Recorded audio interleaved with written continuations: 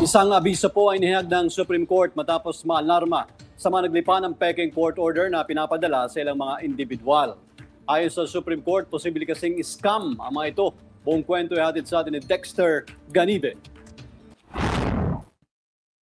Muling nagbabala ang Korte Suprema sa publiko hinggil sa modus ng ilang individual na nagpapakalat ng mga Peking Court Order, Court Notice at mga abiso mula sa Korte Suprema, municipal o kaya ay sa mga Regional Trial Court.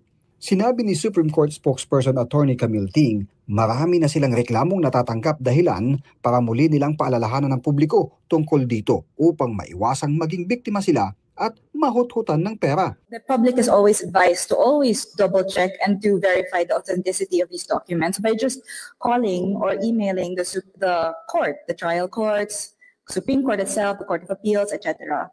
And all of these information, yung email and phone numbers ng courts are located sa Supreme Court website.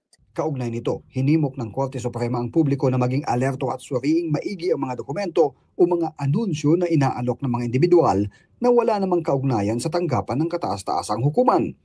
Sakaling may makita ang publiko ng ganitong uri ng iligal na gawain, maaari itong magsumbong sa Judiciary Public Assistance Section o mag-email sa Chief Justice Help Desk at sc.judiciary.gov.ph upang agad itong maimbestigahan. Ako si Dexter Ganibe para sa Kwentong Politiko.